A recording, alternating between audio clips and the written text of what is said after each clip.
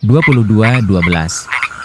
Pukul 9.57, cerita semalam aku pergi ngambil ikan.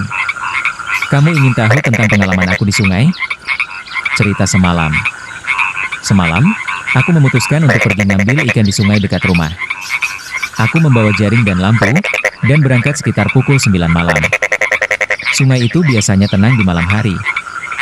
Hanya terdengar suara air yang mengalir dan katak yang bernyanyi. Aku mulai memasang jaring dan menunggu. Tidak lama kemudian, aku merasa ada yang menarik jaring. Aki tarik jaring itu, dan ternyata ada seekor ikan besar yang terjebak. Aku senang sekali dan memutuskan untuk mengambilnya. Tapi, ketika aku akan mengambil ikan itu, aku mendengar suara aneh. Suara itu seperti langkah kaki di atas air, tapi tidak ada siapa-siapa di sekitar.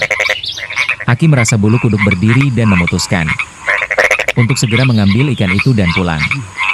Ketika aku sampai di rumah, aku melihat ikan itu masih hidup dan berenang-renang di ember. Aku memutuskan untuk memasaknya besok pagi. Tapi, malam itu, aku tidak bisa tidur karena merasa ada yang tidak beres.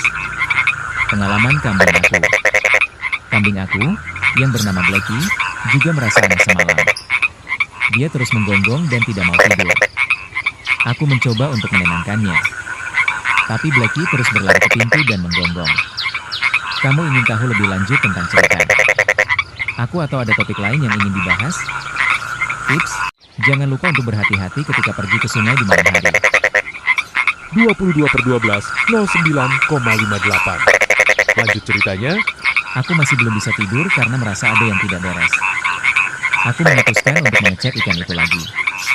Ketika aku membuka ember, aku melihat ada sesuatu yang aneh. Ikan itu masih hidup, tapi matanya berubah menjadi merah dan mulutnya terbuka lebar. Aku merasa bulu kuduk berdiri dan memutuskan untuk segera membuang ikan itu. Aku mengambil ember dan pergi keluar rumah. Ketika aku sampai di sungai, aku melihat ada seseorang berdiri di tepi sungai. Orang itu tidak bergerak dan matanya menatap aku. Aku merasa sangat menakutkan dan memutuskan untuk berlari kembali ke rumah. Aku masuk ke dalam rumah dan mengunci pintu. Aku tidak bisa tidur lagi dan terus berpikir tentang apa yang terjadi. Keesokan paginya, aku memutuskan untuk menceritakan kejadian itu kepada tetangga. Tetangga.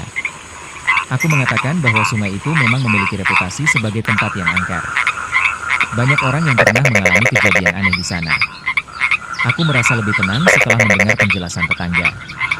Tapi, aku tidak akan pernah melupakan kejadian itu.